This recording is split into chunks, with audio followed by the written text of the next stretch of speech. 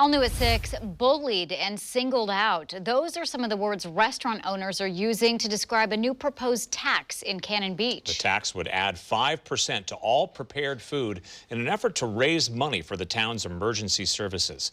Fox 12's Haley Rush joins us now live in studio. And Haley, you're told the city is pretty divided over this, right? Yes, we recently spent the day in Cannon Beach, and everyone can agree restaurant owners have been through a lot during this pandemic. But that's where a lot of the agreement stops. Locals are really split over this proposed tax, and we're told it could be a really close vote come this November. The city of Cannon Beach is as busy as ever. But DEANNA Hammond, owner of Cannon Beach Bakery, says don't let the crowds fool you. This pandemic isn't over. Hammond says a lot of restaurants still can't fill staffing positions, so they're operating at limited hours. Doing the job of 4 people. And Josh Tuckman, owner and chef of Castaways, agrees it's still really hard. COVID has driven up the purchase price of almost everything in this industry by 100, 200, 300%. And that's why both owners are surprised to hear city councilors are proposing a 5% tax on all prepared foods. I feel picked on and singled out, and in the last year and a half, the industry that really has the worst profit margins and has struggled the most in this pandemic is going to start footing the bill to pay for their city hall and for search and rescue for the fire department. Both owners feel like this tax will cut into their tips or turn visitors away altogether. Oh, it's been a rough, sorry.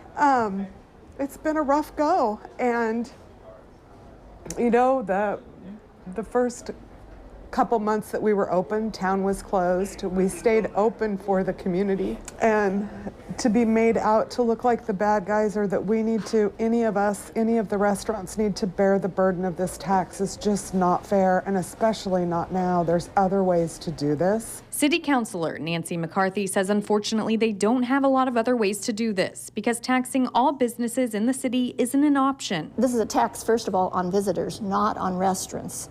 But this is a tax on a certain product that you prepare. And if you go to a store like a clothing store, what do? Do you tax just blouses or dresses? You're not allowed, state won't allow jurisdictions to tax an entire inventory. If passed, McCarthy estimates it would bring in about $1.7 million in the first year alone. You know, we have the situation where if we had a natural disaster here, and our city hall collapsed, which is very likely, that we wouldn't be able to help people in need at the time of the natural disaster. So we have to weigh those responsibilities. And the fire district has a constant day-to-day situation where paramedics are needed, ambulances are needed. She also emphasizes this tax has been discussed for years and is ultimately needed to keep everyone safe. I know it's difficult, it's very difficult, and I know people are having a heck of a time. This is the easiest, the best way, I think, to keep the community safe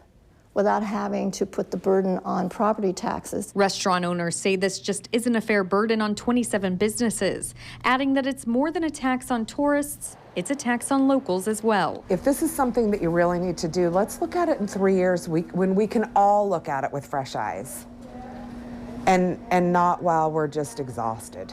And the tears come from emotion and they come from exhaustion. But we're going to get through this. We've got this far and we're going to get through this. I just don't think this is the right thing for the city to do to us.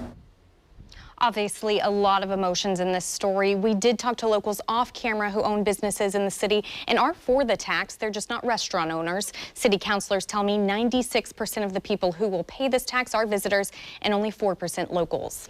And Haley, obviously, we don't have a sales tax here in Oregon. So has anything like this been done before? It has. Ashland is actually an example of a place that has a tax like this. Councilors tell me they've looked at Ashland closely and don't believe businesses have been affected negatively by it. People in Cannon Beach can vote on this in November. Reporting live in studio, Haley Rush, Fox 12 Oregon.